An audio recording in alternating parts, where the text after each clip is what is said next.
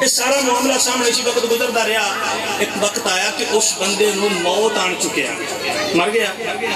ہن مر گیا تے حضرت موسیٰ دے بارے تے تسی جان گئے, انہوں کوئی طور تے جدوں دل چاہتا سی جا کے اللہ نال گفتگو کر لیندے سی, جدوں دل کرتا سی.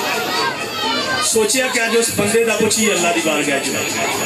اللہ دی بارگاہ دے اندر حضرت موسیٰ علیہ السلام جا کے کوہ طور دے اوتے کھڑے ہو کے ہاتھ بن کے عرض کرنی, یا اللہ تیرے کولوں میں پوچھنا چاہنا ہے, ایک سوال لے کے آیا. میرے رب کریم نے فرمایا موسیٰ دس کیڑا سوال لے کے آیا.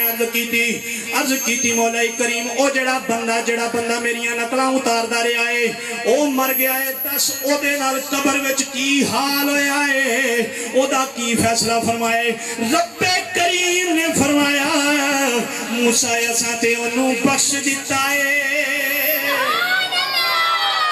عرض کی تھی یا اللہ بخش دیتا ہے, او تے میریاں نقلاں اتاردا رہیا ہے, او تے میرے نال محبت نہیں کردا رہیا بلکہ حقارت دی نظر دے نال مینوں ویکھ کے مینوں ستاؤن واسطے میرے سانگ لاندا رہیا ہے, میریاں نقلاں اتاردا رہیا ہے, مینوں کم تر کرن دی کوشش کردا رہیا ہے کہ میں لوگاں نوں دساں تے بس اینے جوگا ہے, مگر مولا تو اونوں بخش دیتا ہے. رب کریم نے ارشاد فرمایا موسیٰ جس ویلے ملک الموت پہنچیا سی اونے تیرا روپ داریا ہویا سی, او دی عادت سی لوکاں دے روپ دار نے, مگر جس ویلے فرشتہ پہنچیا موسیٰ نے تیرا روپ داریا ہویا سی, قبر وچ دفنا دیتا گیا. جس ویلے اونوں قبر اندر مٹی دے اندر دب گئے, فرشتے سوال واسطے پہنچے. جس ویلے ویکھیا میرے ول نور نے سوال کیتا, مولا سوال پوچھئے.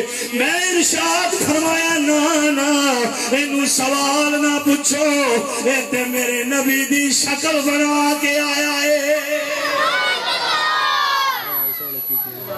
جڑا موسیٰ دیاں نقلاں اتارے محبت نال نہیں ایویں ایمان بھی نہ ہوئے تے میرا رب دے بخش, تے امت بھی اعلیٰ ہوئے, نبی بھی اعلیٰ ہوئے, تے نبی دے غلام ہون تے انہاں نال مل پوے تے پھر میرا رب جنت کیوں نہیں عطا فرمائے گا.